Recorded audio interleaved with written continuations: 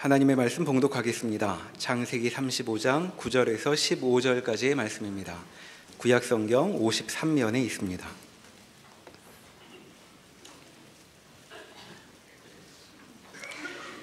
야곱이 밧단 아람에서 돌아오매 하나님이 다시 야곱에게 나타나사 그에게 복을 주시고 하나님이 그에게 이르시되 내 이름이 야곱이지만은 내 이름을 다시는 야곱이라 부르지 않겠고 이스라엘이 내 이름이 되리라 하시고 그가 그의 이름을 이스라엘이라 부르시고 하나님이 그에게 이르시되 나는 전능한 하나님이라 생육하며 번성하라 한 백성과 백성들의 총회가 내게서 나오고 왕들이 내 허리에서 나오리라 내가 아브라함과 이삭에게 준 땅을 내게 주고 내가 내 후손에게도 그 땅을 주리라 하시고 하나님이 그와 말씀하시던 곳에서 그를 떠나 올라가시는지라 야곱이 하나님이 자기와 말씀하시던 곳에 기둥 곧 돌기둥을 세우고 그 위에 전제물을 붓고 또 그 위에 기름을 붓고 하나님이 자기와 말씀하시던 곳의 이름을 베델이라 불렀더라.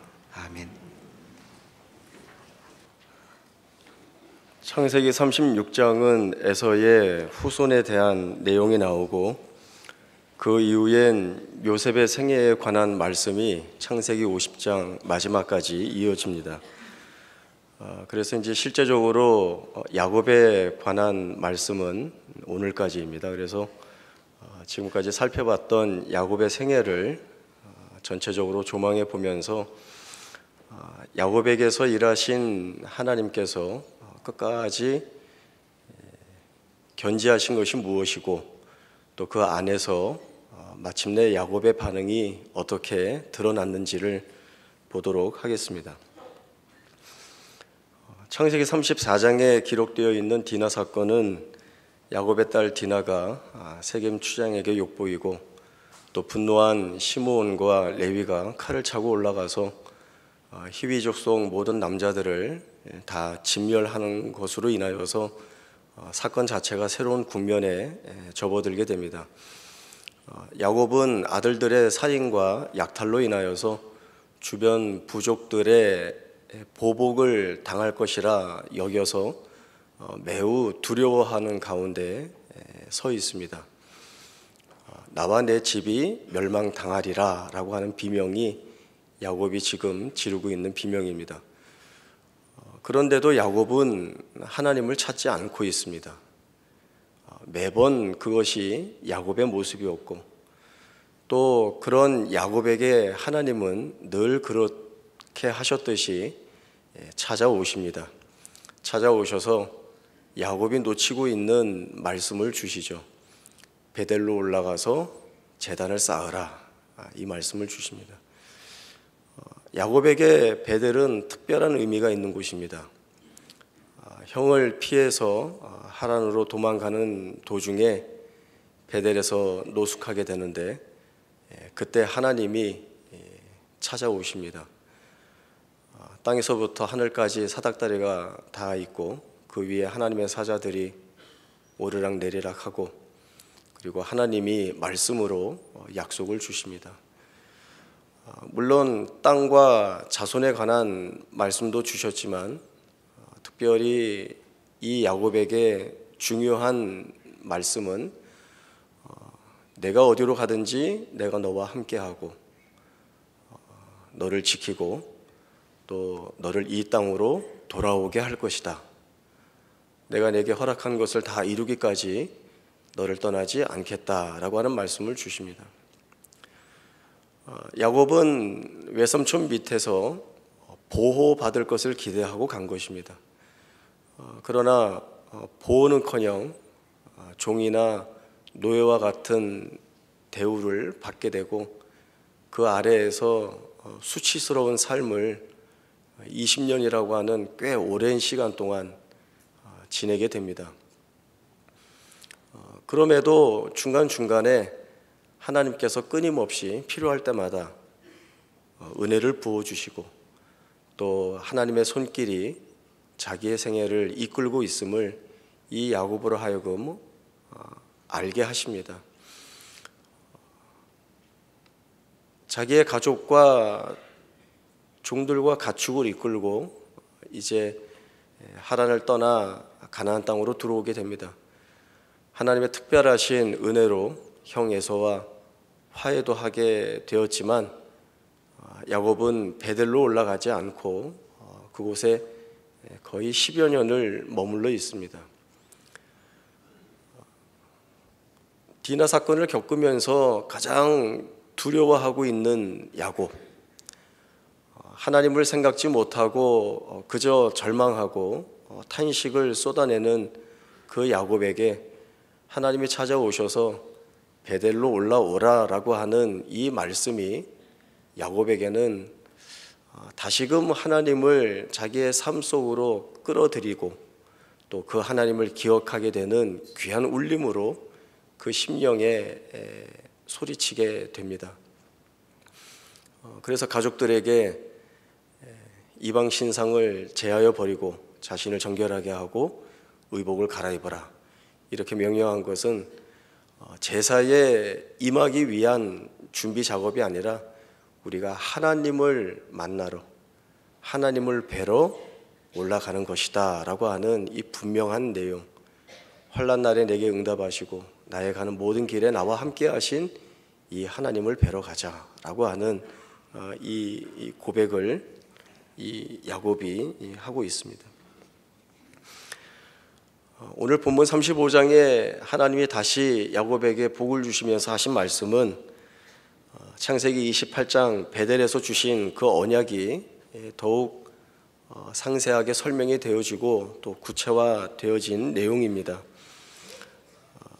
그러나 무엇보다도 야곱에게 있어서 중요한 것은 하나님이 주신 약속이 성취되어서 내가 땅을 기업으로 많이 소유하게 되고 또 더 많은 자손들을 낳아 번성하게 되고 또 내 자녀와 후손들과 자자손손 영원토록 복을 받고 사는 것, 이것이 중요한 것이 아니라 내게 이 약속을 주신 분이 누구이신가, 그리고 이 약속을 이루시기 위하여서 내 생애 속에 찾아오셔서 많이 부족하고 모자라고 잘 알지 못하는 나를 깨닫게 하시고 알게 하시고 때로는 보여주심으로 인하여서 나를 하나님이 목적하신 자리로 끌고 가시는 이 하나님이 어떤 분이신가라고 하는 사실을 아는 것이 제일 중요합니다.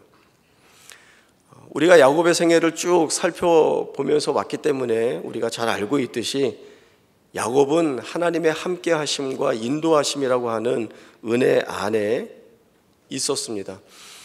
그러나 야곱은 자기의 삶 속에서 무엇을 결정할 때에, 어떤 일을 시행하고 끌고 나갈 때에 마치 하나님이 없는 것처럼 하나님을 제해버리고 자기가 할 수 있는 것에 몰두해 있었던 그런 생애를 살아왔습니다.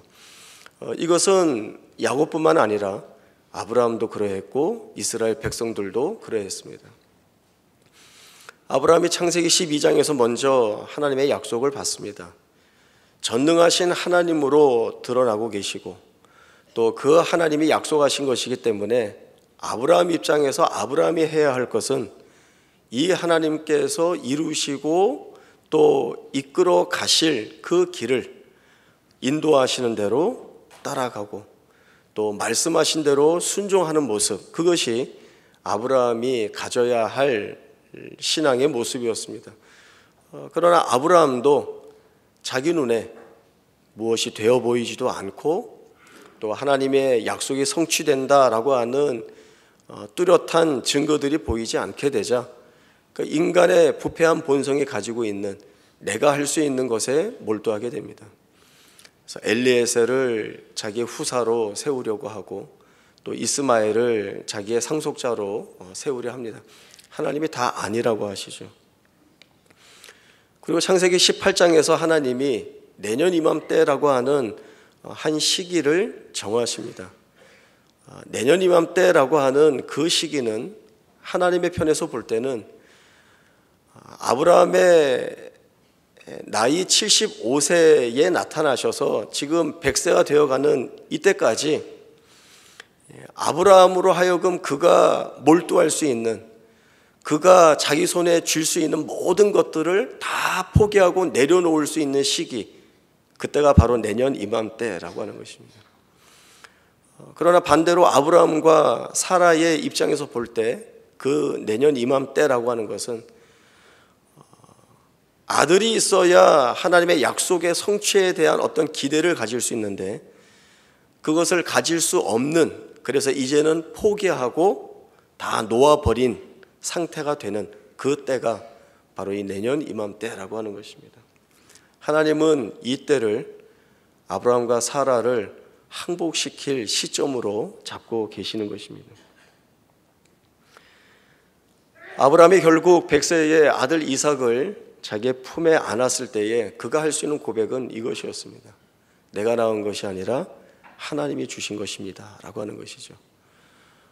내가 나이 많아 늙었고 아내는 생리가 끊겨 아이를 낳을 수 없는 조건 속에 있었는데, 그러나 이 아이를 낳을 수 있었던 것은 어떤 기적이거나 아니면 수백만 분의 1이라고 하는 희미한 확률에 의한 것이 아니라 전능하신 하나님의 역사로 하나님이 이루어내신 결과이다라고 하는 것을 이 아브라함이 고백을 합니다.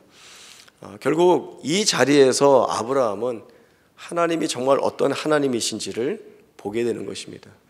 대단히 길고 오랜 세월을 거쳐오면서 수많은 실패와 어려움이 있었지만 마침내 하나님이 세우실 자리에 그가 세움을 받았고, 그리하여 그는 아들 이삭을 번제로 드리라는 하나님의 명령에 서슴없이 순종할 수 있는 그 자리까지 가게 됩니다. 이스라엘 백성들은 출애굽하면서 조상 아브라함에게 주어졌던 하나님의 땅을 이제 기업으로 받는다는 그러한 기쁨에 들떠서 출발을 하게 됩니다. 가나안 땅을 출발하는 이스라엘 백성들을 하나님은 언약의 대상으로 보셨고 또 그 땅으로 이끌어 가시는 여정을 약속 성취의 여정으로 삼으셨습니다. 그러나 그 땅이 보이지 않고 또 가는 여정이 너무나 힘들고 어렵게 되자 하나님에 대한 의심을 하게 되고 또 원망과 불평을 쏟아내게 됩니다. 그러나 하나님은 그러한 이스라엘의 원망과 불평에 마음 상해하지 아니하시고 오히려 그 백성들을 내 백성이라고 말씀하시고 껴안고 가십니다. 결국 마침내 가나안 땅을 이 이스라엘 백성들에게 기업으로 주십니다. 야곱은 하나님을 놓치고 있지만 하나님은 이 야곱을 놓지 않고 있습니다. 신실하시고 성실하신 하나님께서 그 야곱에게 주신 약속들을 이루어내시기 위하여 하나님은 끈질기게 일하고 계시는 것입니다. 그리고 이 하나님의 끈질긴 일하심은 오랜 시간 속에 수많은 실패와 어려움들이 반복되어 왔지만 그러나 멈추지 아니하시는 하나님의 은혜가 결국 이 야곱을 베델로 끌어올리고 계시고 그리고 베델을 향하여 나아가는, 그리고 그 베델에 선 야곱은 정말 하나님이 원하시는 믿음 있는 고백을 하는 자로 서게 됩니다. 우리가 살아가는 날들 속에 여러 가지 일들이 있습니다. 기쁘고 좋은 일이 있을 때도 있지만 때로는 재난이 있을 수도 있고 사고가 있을 수도 있고 불행이라고 할 만한 일들도 있을 수 있습니다. 그런데 이런 일을 겪으면서 우리가 제일 힘들어하는 부분은 이런 일들 앞에 내가 할 수 있는 것이 아무것도 없다라고 하는 것이죠. 내가 해결할 수 없고 내가 풀어낼 수 없고 내가 감당할 수 없다라고 하는 것이 얼마나 큰 두려움, 때로는 절망으로 다가오는지 모릅니다. 그래서 우리가 하나님께 이러한 요구를 하기도 합니다. 하나님이 원하시는 것이 무엇입니까? 믿음입니까? 그러면 믿음을 가질 테니까 재난을 막아주시고 불행을 막아주시고 사고를 막아주시고 그저 편안하게 내 삶을 살아갈 수 있도록 해 주십시오 라고 우리가 기도를 합니다. 그렇게 안 해주신단 말이죠. 그러면 하나님이 틀렸는가라고 할 때 하나님이 틀리실 리 없다라고 하는 것은 우리가 알고 있기 때문에, 그러면 우리가 이 믿음이라고 하는 부분을 어떻게 생각하고 이해해야 하는가라는 자리에 다가서게 됩니다. 기독교 신앙은 단 한 번도 고난을 면제해 주거나 또 시련이 올 때 피할 수 있는 방법이나 비책을 제시해 주거나 미래를 예측하여서 미리미리 대비할 수 있는 내용을 알려주는 그런 것이 아닙니다. 우리가 아무리 믿음을 잘 가지고 있고 우리가 좋은 신앙이라고 할 만한 내용을 지니고 있다 해도 우리의 삶 속에서는 여전히 이 고난이나 공포스러운 일들, 우리를 낙심케 하고 절망에 빠뜨리는 일들이 멈추지를 않습니다. 그러면 믿음이라고 하는 것을 우리가 무엇으로 반응을 해야 하는가? 그것은 그냥 하나님 보는 겁니다. 이게 답입니다. 그냥 하나님 보는 겁니다. 하나님께 어떤 딜을 하는 것도 아니고 내가 잘할 테니 하나님이 해결해 주십시오.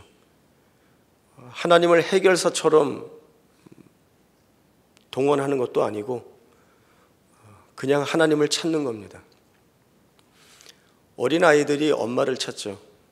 왜 엄마를 찾을까요? 엄마가 자기를 제일 사랑해주고 또 자기를 보호해주고 무언가 필요할 때 언제든지 자기 곁에서 끌어안아주고 해결해주는 그 엄마라는 사실을 알기 때문에 어린아이들은 항상 엄마를 찾습니다. 그러한 심정으로 우리가 하나님을 찾는 것, 그냥 하나님을 바라보는 것, 사실은 그것이 믿음입니다. 하나님은 무엇보다도 또 누구보다도 나를 선대하고 계시고 또 나로 하여금 세상이 보장하는 조건에 속지 않고 하나님의 자녀라고 하는 이 이름에 자존심을 가지고 당당하게 걸어 나갈 길을 원하고 계시는 것입니다. 그 길을 우리가 가야 합니다. 아마 거의 울면서 가게 될 것입니다. 그러나 울면서라도 그 길을 가는 것이 하나님이 우리를 하나님이 세우시고자 하시는 그 자리로 끌고 가시는 과정이고 또 그 안에서 우리에게 보여주시고 깨닫게 하시고 알게 하여 주시는 것들로 인하여서 이 길이 틀리지 않다라고 하는 것을 하나님께 고백하며 그래서 감사하며 나갈 수 있는 것이 바로 우리의 믿음 있는 자리입니다. 우리는 우리의 불편한 현실 속을 파고드는 불안 요소나 또 잘라내고 싶은 또 외면하고 싶은 일들이 많이 있어서 이것을 끊어달라는데 몰두합니다. 그러나 하나님이 원하시는 것은 그런 것들을 다 끊어내는 일에 우리가 온 신경을 집중하고 몰두할 것이 아니라 거기에서 너는 누구를 바라볼 것이냐, 그 자리에서 너는 유일한 피난처고 소망으로 삼을 일을 누구로 고백할 것이냐라고 하는 이 사실을 묻고 계시는 것입니다. 로마서 8장 28절에 보면 우리가 알거니와 하나님을 사랑하는 자 곧 그의 뜻대로 부르심을 입은 자들에게는 모든 것이 합력하여 선을 이루느니라, 이 말씀이 나옵니다. 우리는 무의식적으로 모든 것이 합력하여 선을 이룬다라고 하는 이 내용에 있어서 모든 것이란 좋은 것이라는 선입견을 가지고 있습니다. 좋은 것이어야 좋은 결과를 만들어낼 수 있다라고 하는 것이죠. 이게 세상이 가지고 있는 원리입니다. 세상에서는 단 한 번도 좋지 않은 것이 좋은 결과를 낼 수 있다고 말하지 않습니다. 쉽게 가는 길, 그리고 편하게 가는 길, 그리고 다들 이렇게 하는 거야 라고 하는 것은 좋은 것이 좋은 것을 만들어낸다는 입장입니다. 우리가 이러한 것에 속아서 우리 스스로도 이 말씀을 읽으면서 모든 것이 합력하여 선을 이룬다 할 때 이 모든 것이란 좋은 것이다 라고 하는 것이죠. 그래서 우리의 삶에서 겪게 되는 이 나쁜 조건이 될 수 있는 것들, 부족하거나 모자라거나 없거나 잘못되거나 공포스럽거나 두렵거나 실패가 되거나 망하거나 하는 이런 일들이 선을 이루어낸다는 생각은 아예 가지고 있지 않습니다. 그러나 우리가 말씀을 조금 더 깊이 묵상해 보면 모든 것이라고 하지 않았습니까? 모든 것에는 좋은 것도 있고 나쁜 것도 있습니다. 우리가 원하는 것도 있고 원하지 않는 것도 있습니다. 우리가 기대하는 것도 있고 우리가 기대하지 않는 것도 있습니다.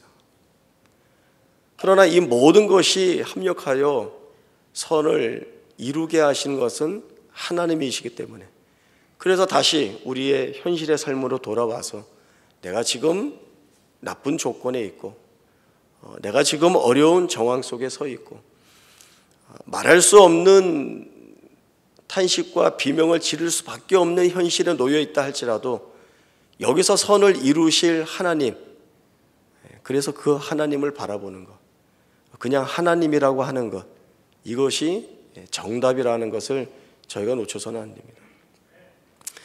한 걸음 더 나아가서 우리가 묵상하기를 바라는 것은 하나님을 사랑하는 자 곧 그의 뜻대로 부르심을 입은 자들에게는 모든 것이 합력하여 선을 이루느니라 라고 하는 이 말씀을 내가 믿음으로 받아들이는데, 이것은 믿음으로 받아들이는 이 영역을 넓혀 나가는 일들을 우리가 해야 한다라고 하는 것입니다. 물론 이것은 우리의 노력이나 우리의 결단이나 결심으로 이루어낼 수 있는 것은 아닙니다. 여기에도 하나님이 은혜를 담아 주셔야 됩니다. 우리의 믿음의 영역을 넓혀 나갈 수 있도록 하나님이 은혜를 주셔야 됩니다. 그래서 이만큼까지는 내가 커버할 수 있는데 여길 벗어나는 것은 나는 할 수 없어, 나는 받아들일 수 없어 라는 것이 보통 우리가 가지고 있는 것이죠. 가능성과 불가능성을 내가 판단한다면 거기에 믿음이라고 할 것이 들어갈 수 없습니다. 믿음이라고 한다면 내가 아니라고, 내가 이건 될 수 없다라고 하는 영역까지 하나님이 모든 것이 합력하여 선을 이루게 하실 것이다를 믿어야 받아들일 수 있고 수용할 수 있습니다.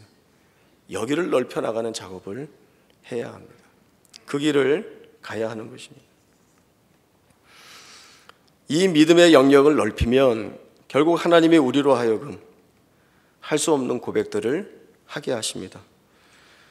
없는 것을 있게 하시고 죽은 것을 살리시는 하나님, 전혀 생각지 못한 조건 속에서 하나님의 원하시는 목적과 결과들을 이루어내시는 이 하나님을 우리가 보게 될 때, 알게 될 때에 고난 속에서 감사기도가 나올 수 있고, 시련 속에서 찬송이 나올 수 있고, 슬픔 속에서 격려가 나올 수 있습니다.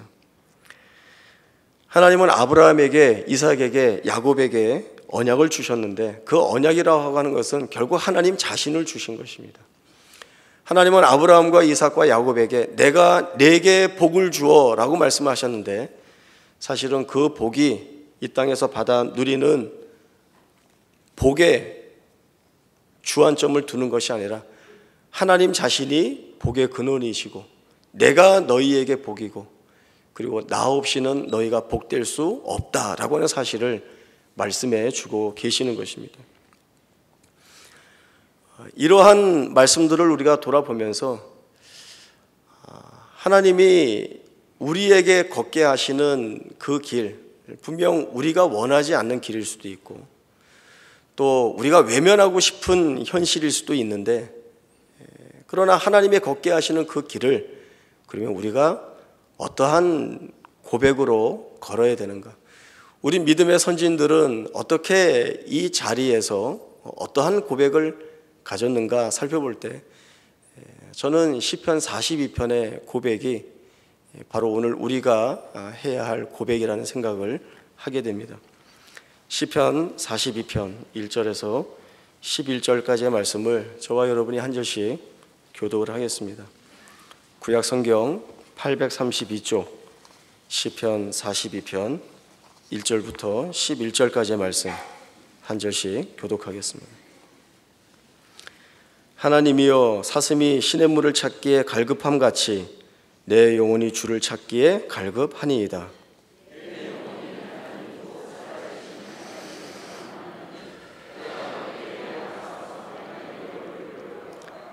사람들이 종일 내게 하는 말이 내 하나님이 어디 있느뇨 하오니 내 눈물이 주야로 내 음식이 되었도다.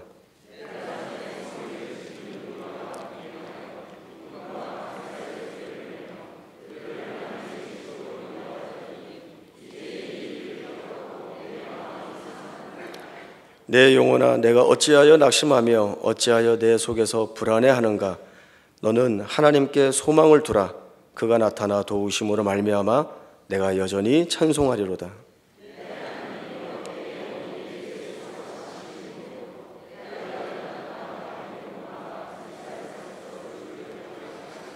주의 폭포 소리에 깊은 바다가 서로 부르며 주의 모든 파도와 물결이 나를 휩쓸었나이다.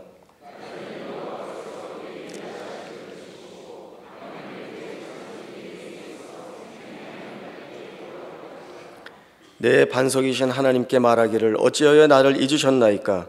내가 어찌하여 원수의 압제로 말미암아 슬프게 다니나이까 하리로다.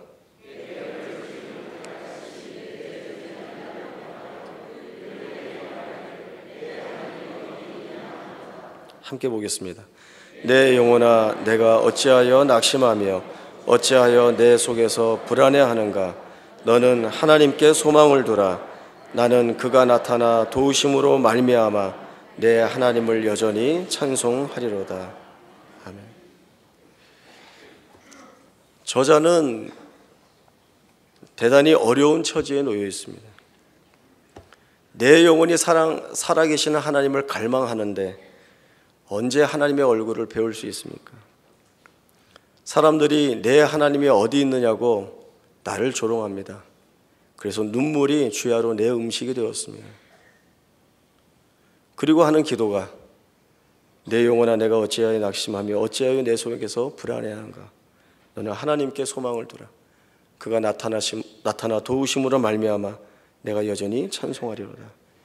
그리고 6절에서 다시 이어지는 그 안에 탄식이 또 나옵니다. 하나님이여, 나를 어찌하여 잊으셨나이까? 어찌하여 원수의 압제로 나를 슬프게 다니게 하시나이까? 그 대적들이 또 조롱합니다. 내 하나님이 어디 있느냐 합니다. 내가 어떻게 하면 좋겠습니까? 그리고 같은 고백을 또 하고 있습니다. 내 영혼아, 내가 어찌하여 낙심하며 어찌하여 내 속에서 불안해하는가? 너는 하나님께 소망을 두라. 그가 나타나. 아멘입니다. 그가 나타나 그리고 도우심으로 말미암아 내가 여전히 하나님을 찬송할 수 있는 자리에 세우신다. 이것이 하나님이신 거죠. 세상이 우리를 책임지지 못하기 때문에 우리는 하나님을 찾을 수밖에 없습니다. 세상이 자랑하듯이 우리가 다 책임을 져줄 수 있다라고 얘기하지만 세상에서는 우리를 지키고 보호하고 완전히 책임질 그 어떤 것도 없습니다. 결국 우리는 하나님 앞에 매달릴 수밖에 없습니다. 우리 눈에 결과가 보이지 않아도 그 약속이 너무나 희미해도 때로는 혹시 어쩌면 아닐 수도 있는데 라고 하는 의심이 들 때에도 불가능해 보일 때에도 우리는 시편 42편의 저자와 같이 하나님께 소망을 두는 자여야 합니다. 저와 여러분이 겪는 모든 일 속에 하나님은 은혜의 조각들을 담아주셨습니다.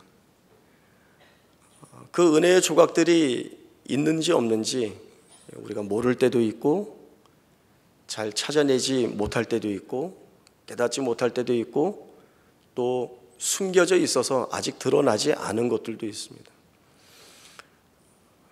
그러나 하나님의 손길로 베푸신 은혜의 조각들이 어느 날 하나하나 다 모여서 큰 그림을 만들어냅니다. 우리는 거기서 하나님이 무엇을 그리셨는지 보게 됩니다. 우리는 그 그림들을 보면서 감사할 수밖에 없는 나 자신을 보게 될 것이고, 거기까지 우리를 이끄신다는 것이 성경에 나타나 있는 여러 사람들의 생애를 통하여서 그들의 생애 속에서 역사하시고 일하신 하나님이 수천 년의 시간을 흘러 오늘 저와 여러분의 생애 가운데서 일하시는 하나님으로 우리를 만나고 계시다는 이 증언에 우리가 귀를 기울여야 합니다.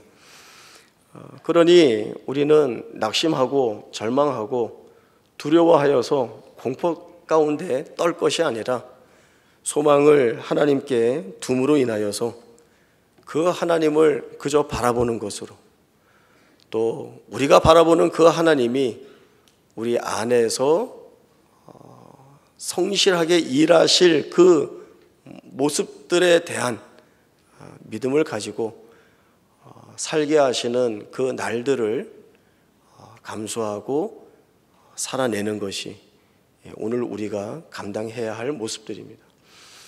오늘 이 말씀을 통하여서 우리가 여러 모양과 또 여러 정황 속에 서 있지만, 그러나 이것들이 믿음 안에 있는 나를 무너뜨리지 못한다. 나를 좌절시키지 못한다. 왜? 내가 하나님을 바라보기 때문이다 라고 하는 담대한 고백을 올려드릴 수 있는 우리 모두가 베델로 올라가 하나님을 배울 수 있는 그 은혜가 있기를 바랍니다. 기도하겠습니다. 하나님 아버지의 은혜를 감사합니다. 우리 안에 하나님의 은혜들을 담아주셔서 그 은혜들을 통하여 견디게 하시고 감수하게 하시고 이기게 하시니 하나님의 놀라우시고 또 자비로우신 것에 감사를 드립니다. 우리가 나아갈 바를 알지 못하지만 또 우리가 겪는 이 일들이 우리에게서 무엇을 만들어낼지 아직 모르고 또 많이 놓치고 있지만, 그러나 하나님께서 우리를 세우시는 그 자리에 세우실 것이고 또 그 자리에 가기까지 우리와 동행하시며 우리를 단련시키실 하나님이시기에 그 하나님을 바라보며 그 하나님 앞에 저희 섭니다. 우리에게 특별한 능력이나 이유나 조건이 있어서가 아니라 하나님이 우리를 자녀 삼아 주셨고 우리를 끌고 나가시겠다라고 하는 약속을 주셨기 때문에 그 하나님으로 인하여 하나님이 살게 하시는 그 날들을 우리가 버텨나가겠습니다. 버틸 수 있도록 힘도 주시고 또 감사와 찬송을 올려드릴 수 있도록 우리 마음속에 기쁨도 주옵소서. 그리하여 하나님 온전히 바라보는 자로 주 앞에 서는 부족함이 없는 주의 백성이 되게 하여 주옵소서. 거룩하신 예수님의 이름으로 기도하옵나이다. 아멘.